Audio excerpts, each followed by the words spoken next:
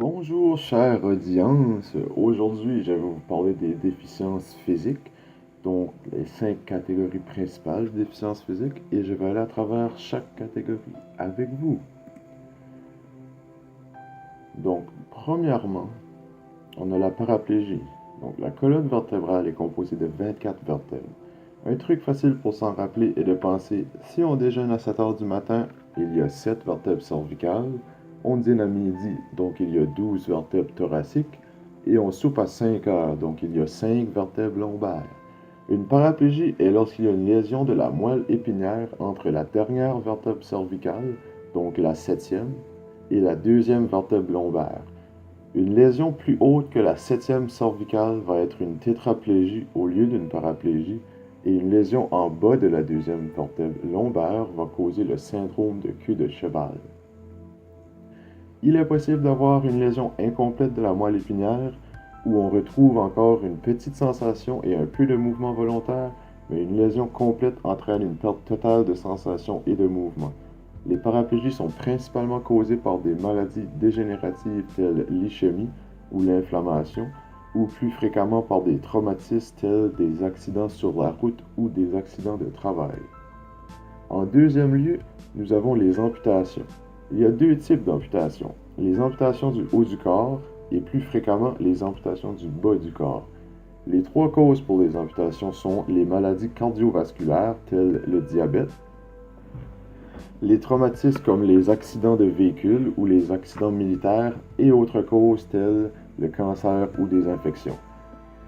Le diabète est la principale cause d'amputation à travers le monde. Lorsque le diabète n'est pas traité, une haute concentration de glucose dans le sang va emporter un rétrécissement des artères et les dommages aux nerfs vont emporter une perte de sensation. Des ulcères vont apparaître et risquent de ne pas être ressentis vu que les nerfs sont endommagés. Si cela n'est pas traité, l'amputation est inévitable. Il existe des études aussi qui démontrent que plus long est la prothèse, plus haute est la dépense en oxygène de la personne. Une amputation transfémorale est beaucoup plus coûteuse sur le corps qu'une amputation transtibiale, par exemple. En troisième lieu, nous retrouvons la flexibilité. Il existe plusieurs avantages à avoir une bonne flexibilité. Une meilleure circulation, meilleure mobilité, meilleure posture, prévient la douleur et les blessures, etc. Les gens les plus affectés par l'inflexibilité sont les personnes âgées et les personnes sédentaires, mais les athlètes aussi peuvent être affectés par l'inflexibilité. Si un muscle est plus entraîné que son muscle antagoniste, cela affecte la flexibilité. Les meilleurs traitements pour améliorer la flexibilité sont les étirements. Il existe plusieurs sortes d'étirements tels les étirements statiques et dynamiques, les étirements FNP qui sont faits avec un partenaire, et le yoga est un exemple de loisir qui améliore grandement la flexibilité. Les grandes causes de déficience en flexibilité sont la sédentarité, moins d'élasticité dans les tissus conjonctifs et un sous-entraînement du réflexe d'étirement contrôlé par les fuseaux neuromusculaires.